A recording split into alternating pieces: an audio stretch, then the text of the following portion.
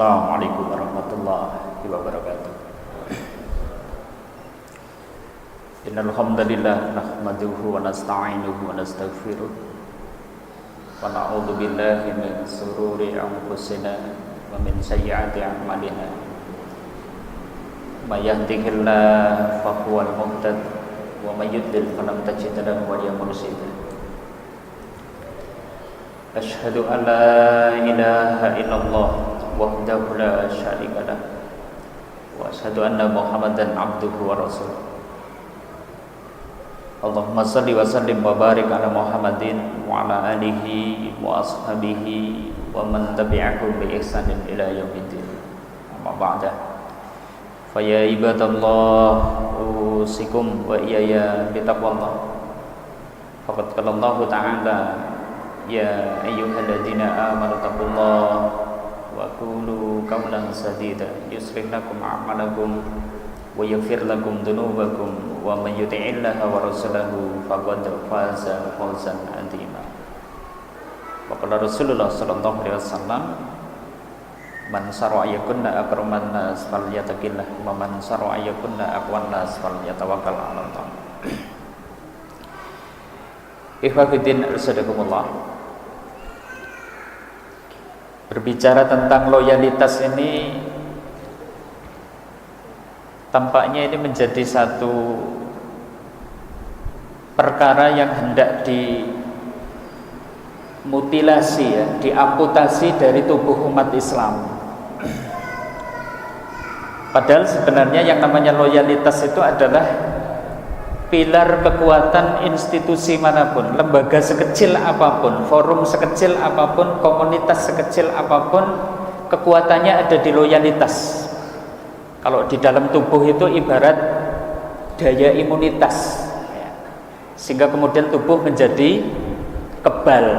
Itu ya kalau punya loyalitas.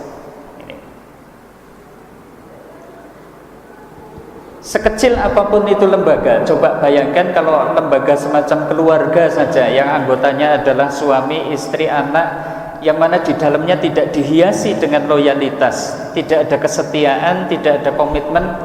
Kira-kira rumah tangga macam apa ini? Istri mungkin serong ke kanan, suami serong ke kiri. Hancur ini.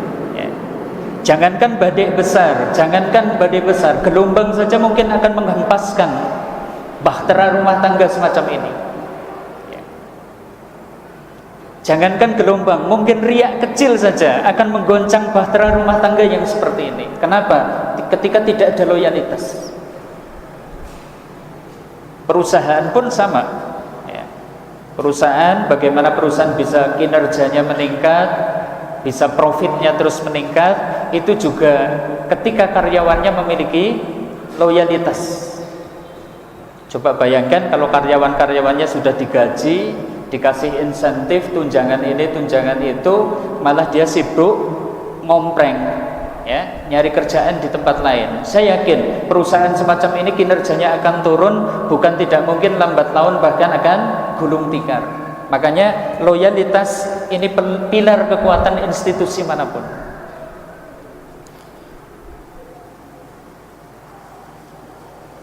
Dan yang kedua bahwasanya loyalitas ini ya pilar kekuatan din ya di sini.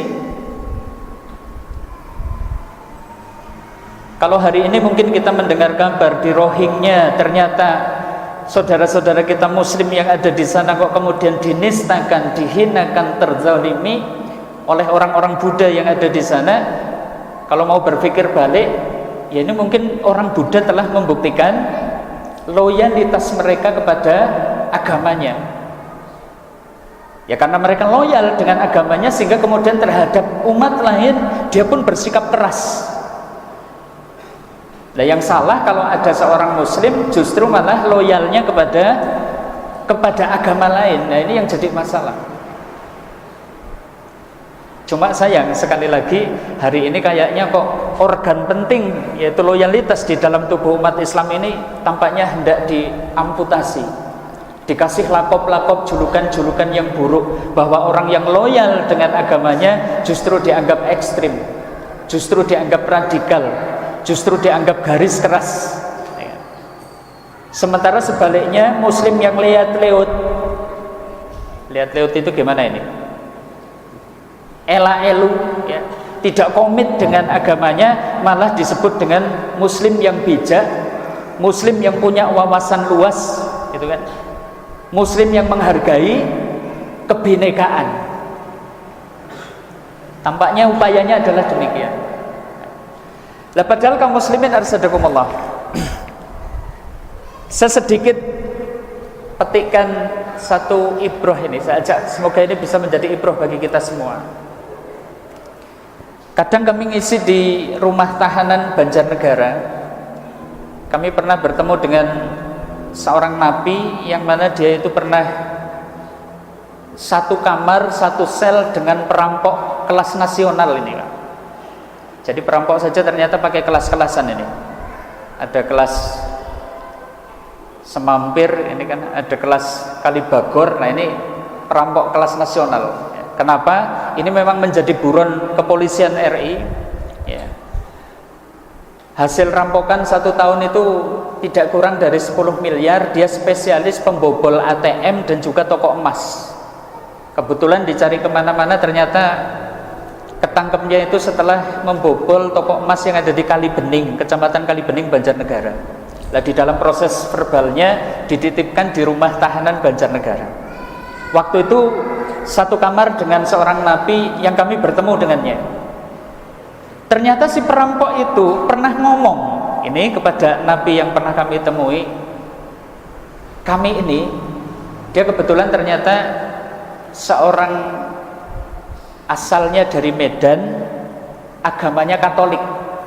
Perampok ini perampok dari Medan, agamanya Katolik. Nek nonton badannya, katanya badannya ya ora gede dhuwur banget orang. Tapi ternyata perampok kelas nasional. Lah yang menarik ucapannya, si perampok ini pernah ngomong, kami ini merasa belum berjasa kepada Yesus jika belum memasukkan seorang muslim ke dalam agama kami. Kalimatnya menarik gak ini? Kalau yang ngomong seorang pendeta, kalau yang ngomong seorang pastor, kalau yang ngomong seorang romo, kalau yang ngomong seorang misionaris, kalau yang ngomong dia itu adalah tokoh-tokoh agama mereka, saya anggap ini ucapan ringan. Ya memang tugas mereka seperti itu. Tapi ini yang ngomong perampok, ikhwan. Saya khawatir kita yang mungkin dikenal sebagai aktivis masjid, saya khawatir kita yang mungkin dikenal sebagai dai, mubaligh, ustadz, tokoh agama, bahkan tidak pernah punya visi sebagaimana visi perampok itu tadi. Yang kita maksud, inilah gambaran seorang perampok saja loyal dengan agamanya. Lah kok sekarang ada tokoh agama kok justru malah loyalnya dengan orang-orang selain Islam, ini kan unik. Padahal perampok saja pikirannya benar, pikirannya lurus gitu kan, dalam versi agama mereka tentunya. Nah untuk itulah mungkin hari ini saya tidak berbicara dari sisi ilmi yang detail. Saya ingin mencoba untuk memunculkan saja bahwa seorang muslim dituntut untuk loyal dengan Islam. Saya pun tidak akan membahas loyal terhadap Allah, terhadap Rasulnya, terhadap orang-orang yang beriman, tidak. Kami akan melihat dari 2 faktor saja. Semoga ini lebih aplikatif ya, sehingga kemudian kita dalam jangka waktu 45 menit ini bisa memahami konsekuensi kita sebagai seorang muslim itu apa. Yang pertama, kaum muslimin arsadakumullah, loyal terhadap Islam berarti kita dituntut loyal dengan ajaran Islam. Karena tampaknya di antara problematika umat Islam hari ini, tidak sedikit di antara orang Islam dia sendiri tidak loyal dengan ajaran Islam. Ini konsekuensi loyal terhadap Allah dan Rasulnya di sini. Berarti kita harus sepakat ya dengan ajaran Islam. Dalam masalah ini kemudian bagaimana yang dimaksud dengan loyal dengan ajaran Islam itu seperti apa? Maka seorang muslim itu dituntut untuk satu, dia harus yakin bahwa ajaran Islam itu paling benar, paling adil, paling maslahat. Kok kayaknya sampai fase ini saja banyak umat Islam yang ternyata belum yakin bahwa ajaran Islam itu bagaimana? paling benar, paling adil, paling maslahat. Bapak Ibu yang ada di sini sudah yakin dengan semua ajaran Islam paling benar, paling adil, paling maslahat. Kita coba contoh yang kecil-kecil dulu lah. Beliau itu pernah bersabda, jika minuman salah seorang di antara kalian dihinggapi lalat, perintah beliau bagaimana? Dibuang? Tidak, ternyata disuruh lalat itu didelepke. Didelepke itu bahasa Purwokertonya apa ini? Ditenggelamkan. Wah, kalau ditenggelamkan mbok dikira Bu Susi ini masalahnya. Tenggelamkan gitu kan. Didelepke ya, kemudian diangkat, dibuang dan diminum. Artinya ya silahkan diminum, tidak jadi masalah. Ini ajaran Rasul. Kita sepakat nggak? Sepakat nggak ini Bapak Ibu? Wah, Islam ngajar kayak jorok, kayak gitu. Ternyata hari ini mungkin kalau dulu-dulu itu mungkin kita sulit ya memahami ini.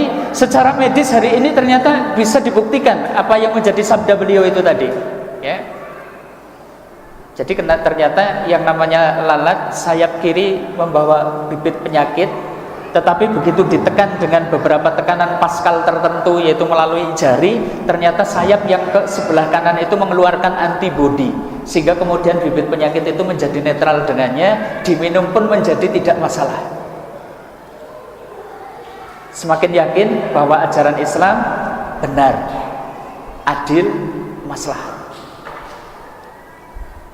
Alah, mbok gawe wedang meneh sing apa kayak gitu kan ya. Wong kadaran teh sak gelas ya. Teh sak gelas berapa harganya Bapak Ibu? Berapa harganya? Ada harganya enggak? Di angkringan berapa? 2.500, 3.000. Itu kalau di angkringan. Kalau di Hotel Heritage, Java Heritage mungkin 17,5. Jangankan 17.500, 2.000 perak saja kelak akan dimintai pertanggungjawabannya di hadapan Allah. Maksudnya seperti itu. Ketika seseorang tidak sepakat dengan ajaran Islam, siap dia harus menanggung resikonya. Ini urusan kecil, laler. Contoh lagi lah, satu, tentang bagaimana kita berinteraksi dengan seorang ipar misalnya. Beliau Rasulullah pernah bersabda, alhambu mautun, saudara ipar adalah kematian. Ini kita diajari oleh beliau bagaimana kita itu mesti waspada berinteraksi dengan seorang ipar. Ipar itu siapa ini maksudnya? Kalau bapak ya berarti iparnya adalah adik perempuan istri atau kakak perempuan istri. Kalau ibu-ibu ya berarti adik laki-laki suami atau kakak laki-laki suami. Ini al-maut ya, mautun kata beliau, kebinasaan. Imam An-Nawawi kemudian menjelaskan bahwa maksudnya bahwa ketika kita tidak hati-hati, pergaulan dengan seorang ipar itu bisa membinasakan kita. Dan ternyata benar, ini ada satu kisah menarik, ini diceritakan oleh Ustadz Imar Mita, mungkin yang pernah ikut kajian beliau. Beliau menceritakan ini tentang pasangan muda yang ada di kota Riyadh. Pemuda ini pasangan suami istri muda ya, tinggal sudah punya rumah sendiri. Suatu saat ditelepon oleh ibunya, "Nak, adikmu diterima di salah satu perguruan tinggi yang ada di kota Riyadh, Nak. Sudah, daripada dia kontrak, dia ngekos, sudahlah, tinggal saja bersama kamu." Coba bayangkan ibunya titip adik. Patut nggak kalau seorang anak kemudian enggan menerima perintah ibunya itu tadi? Jangankan di Arab ya, kalau di kultur di sini saja kok dititipi adik, mosok nggak mau.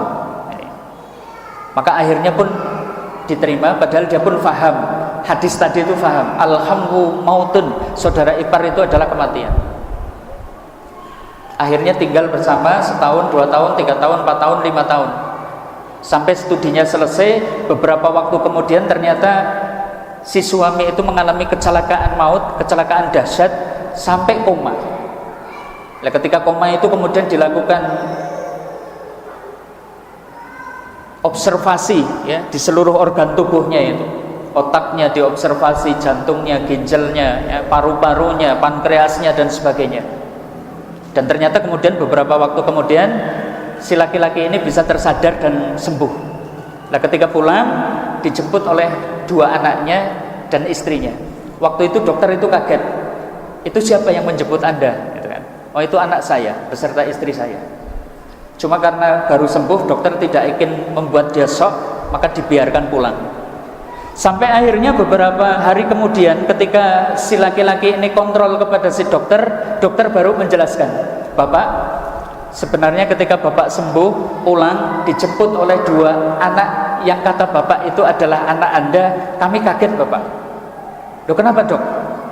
Karena menurut observasi kami, Bapak sebenarnya memiliki kelainan di dalam sistem reproduksinya, sehingga menurut kami Bapak tidak mungkin punya anak kecuali salah satu dari dua perkara. Pertolongan dari Allah, yang kedua si dokter nggak berani ngomong. Bisa dipahami ya? Satu, pertolongan dari Allah, yang kedua dokter diam. 18 plus ini. Sampai akhirnya si laki-laki tadi pun paham apa yang dimaksud dokter. Dia pulang ke rumah kemudian dedes istrinya, wahai istri, menurut dokter sebenarnya saya seperti ini, seperti ini, seperti ini. Tidak mungkin punya anak kecuali tadi. Akhirnya didedes, ngaku bahwa selama adiknya tinggal di situ, dia telah selingkuh dengan adik suami. Ini yang kita maksud ketika seseorang tidak sepakat dengan ajaran Islam, pasti yang muncul adalah mafsadat, pasti yang muncul adalah kerusakan, sekalipun urusan ibadah. Contoh lagi yang ketiga lah. Ini saya perpanjang sedikit, nanti yang lain bisa kita percepat. Tentang hukum potong tangan misalnya. Kalau di dalam Islam orang mencuri hukumannya apa Bapak? Potong tangan ya. Ada nisabnya enggak? Nisabnya berapa Pak? Orang nyuri berapa sehingga kemudian dipotong tangan? Nisabnya berapa? Kalau menurut Abdullah bin Hazm itu senilai sebutir telur. Jadi kalau sekarang sebutir telur itu ya 2000 perak, nyolong 2000 perak, potong tangan. Saya tanya, kejem enggak Pak? Kejem enggak? Hukum potong tangan seperti itu kejem enggak? Gimana Pak? Gimana? Yang jawab tidak kejem. Cung. Orang dua hati. Orang dua melas gitu. Yang menganggap kejem, hukum potong tangan itu kejem. Loh, orang ngacung kabeh tadi nggak ngacung, ini nggak ngacung juga. Menurut jenengan gimana ini? Kalau saya ditanya potong tangan itu kejem nggak? Saya jawab kejem Pak. Tapi kalau ditanya maslahat nggak? Coba saya tanya, hukum potong tangan itu maslahat nggak? Kalau tadi ditanya kejem apa enggak, jawabannya gimana? Kejem Pak. Tapi kalau ditanya maslahat atau tidak, saya yakin 100% maslahat. Satu orang nyuri, dipotong tangannya, jutaan umat Islam yang punya harta merasa aman, tidak ada yang berani nyuri. Tapi hari ini nyuri sepeda motor 4 bulan.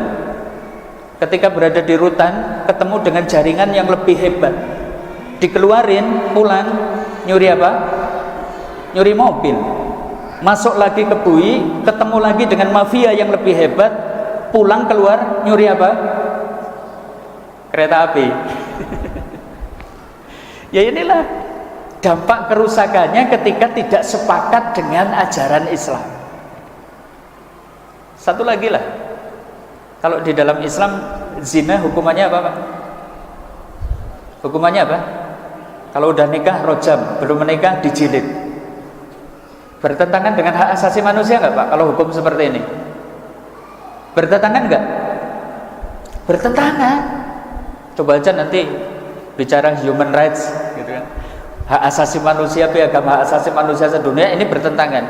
Tetapi ketika tidak dilakukan, kita menentang hak asasinya Allah yang menciptakan alam semesta ini, yang mana Allah kemudian berhak membuat aturan seperti apa saja, dan Allah lebih tahu mana yang maslahat bagi hambanya. Hari ini nggak ada, Pak. Kalau mungkin ditengok hukum-hukum di dunia, ternyata perzinaan nggak ada yang masuk di dalam delik pidana, itu nggak ada, tidak diatur. Kecuali nanti mungkin bapak kok berhubungan dengan anak di bawah umur, baru nanti kena delik pasal perlindungan anak. Makanya saya anjurkan kalau mau berzina dengan anak di atas umur, Pak, tidak kena delik gitu. Yang kita maksud, nah ketika hukum Allah tidak dilakukan, apa yang terjadi? Hari ini hasil survei BKKBN tahun 2010, 63% siswa SMP dan SMA di Indonesia mengaku terlibat di dalam seks bebas. Hari ini menurut data BKKBN, 1 juta kasus kehamilan per tahun di Indonesia. Hari ini di Indonesia setiap tahunnya tidak kurang dari 800.000 kasus aborsi.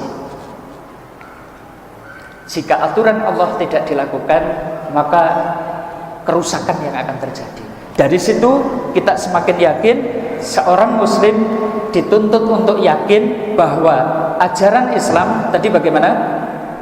Paling benar, paling adil, paling maslahat. Sepakat? Apakah cukup dengan meyakininya seorang muslim kemudian disebut sudah loyal dengan ajaran Islam? Belum, sampai dia berpegang teguh dengannya, sehingga aturan Islam itu dijadikan nidhamul hayah, aturan hidupnya dalam kesehariannya. Seorang muslim apakah cukup disebut loyal kalau sudah yakin dan berpegang teguh dengannya? Ternyata itu pun belum, sampai dia kemudian berusaha mendakwahkannya, menebarkan kemuliaan Islam itu kepada orang lain.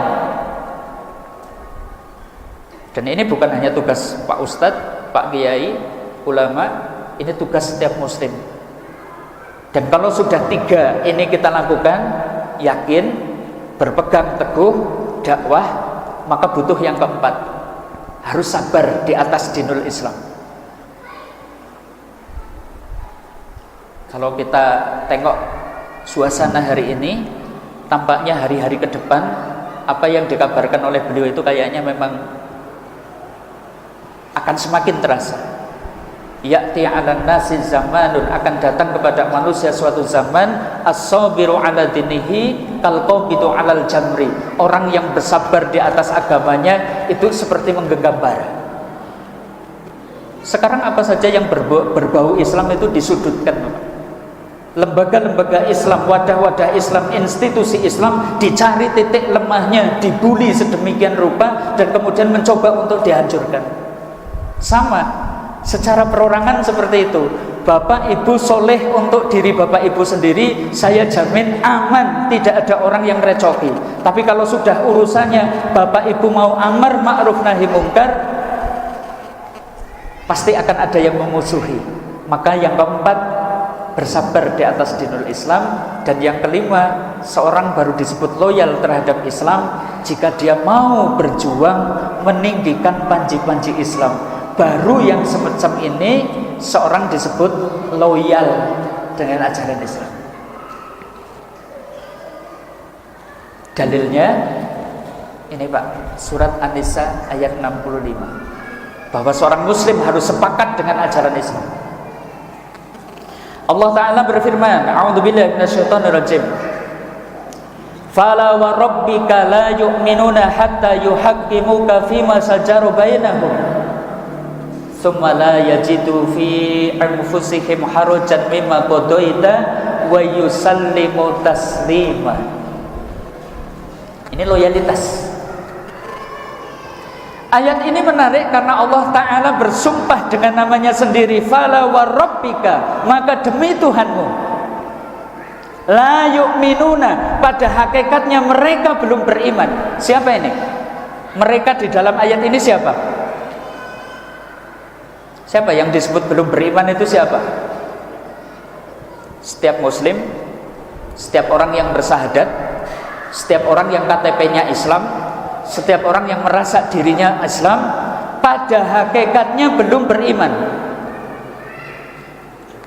Sampai kapan dia disebut belum beriman? Hatta yuhaqqimuka fima sajara bainahum, sampai mereka mau menjadikan kamu wahai Muhammad menjadi hakim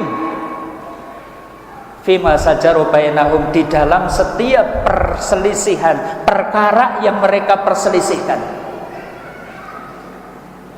Ayat ini menarik, padahal beliau sudah wafat. Bagaimana hari ini kita menjadikan beliau itu sebagai hakim? Berarti apa yang menjadi peninggalan beliau, Al-Quran dan As-Sunnah, menjadi penentu, menjadi hakim dalam fima sajara bainahum. Fima sajara bainahum itu apa? Baik dalam bidang ideologi, politik, ekonomi, sosial budaya maupun hankam, aturannya adalah aturan Islam. Kalau belum, berarti bagaimana? Belum disebut beriman.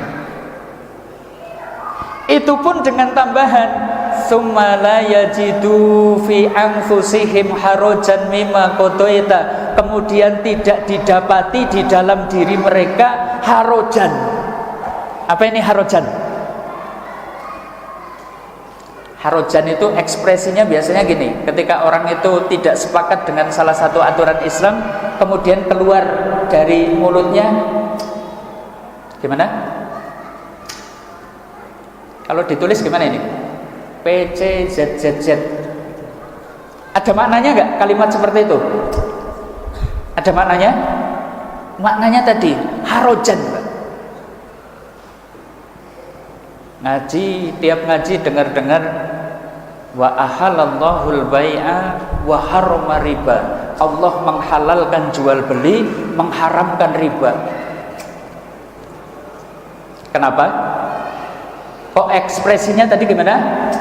Kenapa? Karena kebetulan yang menyangga ekonominya, dia bergelutnya di dunia riba. Karena orang kan hari ini kadang seperti itu. Kenapa sepakat dengan suatu ayat? Karena kebetulan ayat itu condong sesuai dengan hawa nafsunya. Kenapa kita menolak suatu ayat? Ya karena kebetulan kita dibenturkan kepentingannya dengan aturan Allah itu tadi. Ya kalau sekelas mungkin teller atau mungkin pegawai rendahan di lembaga ribawi dengar ayat riba, ya sudah kecil, dia mungkin ya sudah metuai. Tapi coba kalau manajer, kepala cabang, take home pay-nya sebulan itu 50 juta, kemudian ada fatwa bahwa bunga bank itu adalah riba, kira-kira gimana? Keluar tadi kalimat apa? PCC ZZZ gitu kan? Gitu. Itu namanya apa? Harajan. Nah, seseorang muslim itu belum disebut beriman sampai dia itu sepakat. Tadi, sekalipun aturan Allah itu mungkin berbenturan dengan hawa nafsunya, ternyata dia dari sisi dunia dirugikan, dia siap mimma qadaita, dengan apa yang ditetapkan oleh Rasulullah Muhammad SAW dan juga Allah di dalam firman-Nya, wa yusallimu taslima, dia kemudian menerima ajaran Islam itu dengan sepenuh hatinya 100%.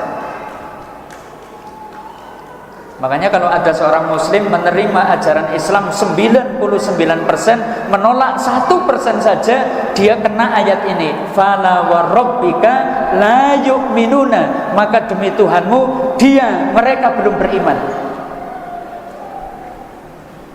Sampai loyal dengan ajaran Islam itu, sampai loyal.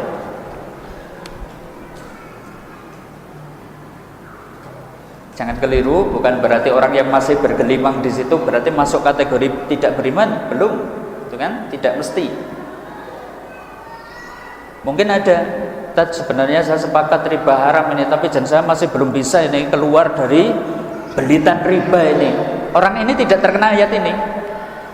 Tapi mungkin ada orang yang sholat tahajudnya mempeng, sholat jamaah 5 waktu, setiap hari baca Quran 4 juz, Senin Kemis puasa, umroh setiap tahun, haji 7 kali, tapi dengar ayat riba, harajan di dalam hatinya. Justru orang yang seperti ini masuk kategori la yu'minuna, pada hakikatnya belum beriman. Maka ini kaum muslimin, Kita khawatir problematika umat Islam hari ini, faktor yang pertama adalah karena ternyata banyak di antara umat Islam yang belum loyal dengan ajaran Islam itu sendiri. Ini yang pertama. Yang kedua, seorang muslim dituntut untuk loyal dengan saudaranya sesama muslim.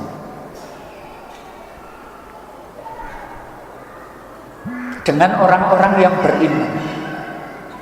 Banyak dalil tentang ini, diantaranya ini Al-Hujurat ayat 10, saya yakin sudah sangat hafal kita. Innamal mu'minuna ikhwah. Sesungguhnya orang-orang yang beriman itu ikhwah, bersaudara. Fa aslihu baina akhwaikum. Dengan itu damaikanlah, perbaikilah hubungan antara kedua saudaramu. Wattaqullaha la'allakum turhamun. Bertakwalah kepada Allah supaya engkau mendapatkan rahmat.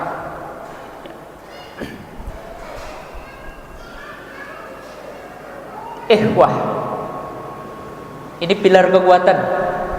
Persaudaraan ini kekuatan. Sehingga kalau nanti dikaitkan dengan hadis beliau di dalam Sahih Al-Bukhari,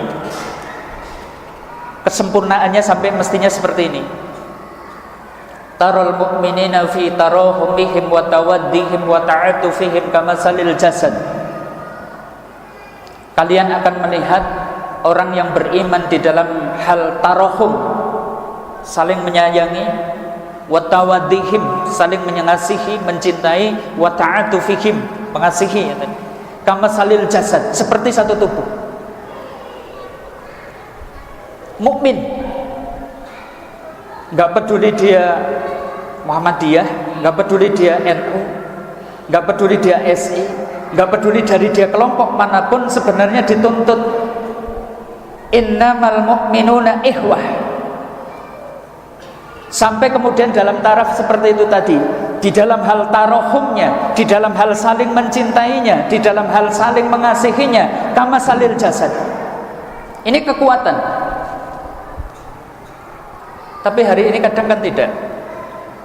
Dengan sesama saudara sendiri tampaknya berbeda sedikit saja kebenciannya, permusuhannya, ya, baroknya melebihi kebencian dan permusuhan dan baroknya kepada orang-orang kafir. Ini yang kalau kita rasakan di antara perkara yang membuat hari ini umat Islam lemah ya di sini. Padahal mestinya sampai seperti ini pula. Beliau bersabda di dalam Sahih Al-Bukhari, la yu'minu ahadukum hatta yuhibba li akhihi ma yuhibbu li nafsihi. Tidak beriman ini salah seorang di antara kalian, dalam tanda petik belum sempurna ini keimanan salah seorang di antara kalian sampai mencintai saudaranya. Saudara yang mana? Apakah hanya satu harokah? Apakah hanya satu ormas? Ataukah hanya satu wadah? Tentu tidak. Siapa dia beriman, dia saudara. Dia berhak untuk dicintai sebagaimana yang kita cintai untuk diri kita sendiri. Maka seorang muslim dituntut untuk, ini modal persaudaraan ini, satu, husnudzon terhadap saudaranya sama muslim. Hari ini kadang kan kita mudah dimakan isu, sehingga kemudian antara muslim dengan muslim yang lain saja ternyata adanya prasangka buruk. Belum tabayun kita itu sudah membenci salah seorang muslim yang lain terlebih dahulu. Padahal seorang muslim dituntut untuk memberikan keberpihakannya kepada sesama muslim, baru nanti kuat. Seorang muslim dituntut untuk membela saudaranya sesama muslim. Seorang muslim dituntut untuk menolong saudaranya sesama muslim. Ini loyalitas.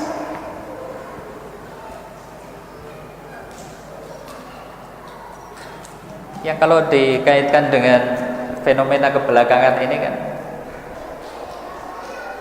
jadi teringat kan ayat ini kan, ayatnya Ahok gitu ya, Al-Maidah 51. Ini bagian dari loyalitas terhadap saudara sama muslim. Maka Islam menuntut seorang muslim kufur terhadap ajaran-ajaran di luar Islam, termasuk barok dengan non-Islam.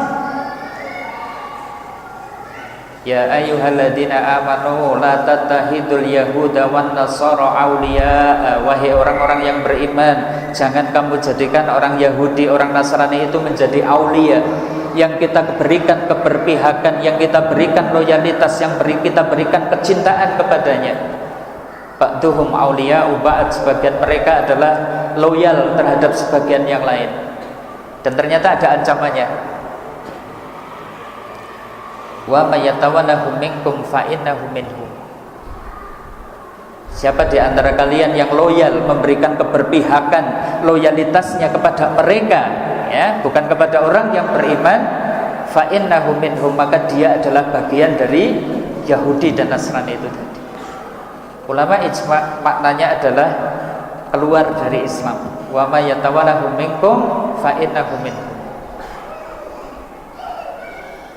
Dan yang lebih jelas surat Mujadilah ayat 22. A'udzubillahi minasyaitonir rajim. La tajidu qauman yu'minuna billahi wal yaumil akhir yuwaduna man hadallaha wa rasulah. Tidak akan kamu dapati wahai Muhammad orang yang beriman kepada Allah dan hari akhir yuwaduna, memberikan kecintaan, memberikan loyalitas, keberpihakan kepada orang yang memusuhi Allah dan Rasulnya.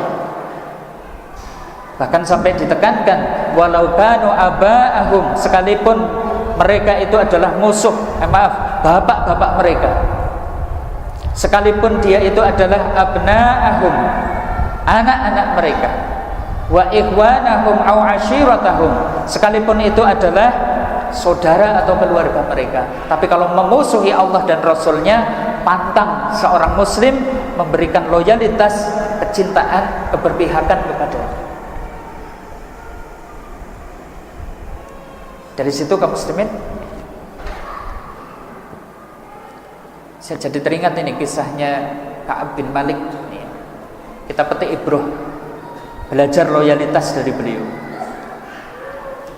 Kisah ini ada di dalam kitab Riyadhus Shalihin bab taubat, ya. Nanti ada pasal taubatnya Ka'ab bin Malik. Tobatnya Ka'ab bin Malik itu kenapa, gitu kan? Kebetulan Ka'ab bin Malik itu salah seorang sahabat yang absen di dalam perang Tabuk. Karena memang faktanya perang Tabuk ini sedemikian berat, ya. Perjalanan dari Madinah menuju ke Tabuk itu sekitar 700 km. Suasana pada hari itu, pada masa itu adalah sedang terik-teriknya. Madinah dalam keadaan paceklik, sedikit logistik dan perbekalan yang ada, bahkan kendaraan juga sedikit. Harus menghadapi 200.000 pasukan Romawi yang sudah standby di Tabuk. Salah satunya Ka'ab bin Malik izin tidak ikut berangkat. 1 bulan perjalanan, kemudian balik. Maka kemudian orang-orang yang tidak ikut berangkat langsung menghadap kepada beliau, ya Rasulullah, mohon maaf, saya ada udzur tidak bisa ikut berangkat ke Tabuk. Ya Rasulullah, ini itu alasan orang-orang munafik.